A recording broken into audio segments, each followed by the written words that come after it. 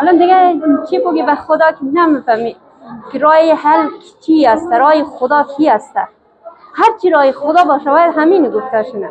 باید مردم حجاب داشته باشه، باید مردم نظراتش چی باشه دیگه. هر کی نظراتی داره.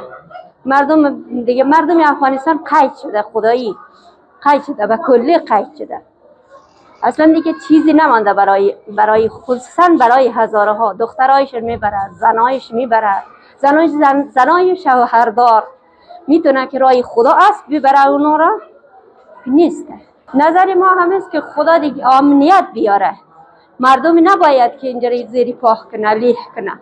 همه مسلمانه، همه پیرو یک خداست، پیرو یک قرآن است. است که دیگه باید امنیت شونه، باید اینجوری زیر پا نشونه. مردم زیر پا نشونه، همه یک مسلمان است. باید پیرو خدا باشه، پیرو قرآن باشه، پیرو پیغمبر باشه. همه یک دوستدار خداست. بنده یک خداوند است، دیگه چیزی نیست. ظلم کردن برای انسان خوب نیست. ما همینه که باید صلح و آرامیش باید مردم آزاد زندگی کنه، بیرون باره. مردم همه که نیسته که بی خدا باشه، همه با حجاب رفته، با دین رفته، با قرآن رفته، همه رو میبره. یک راه خدا نیست، این راه پیغمبر نیست. درس نمیده که مردم بخوانه.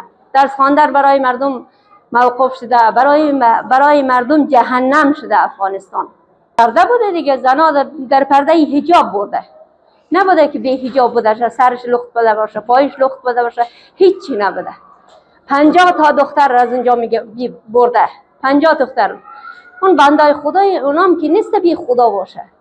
باید آرام شونه، باید پیرو خدا باشه. همه خدای همه یکی، هزاره حساب نشه، پشتون حساب نشه، تاجیک حساب نشه، مثلا ازبک حساب نشه. همه برادره، همه یک دنده خداست.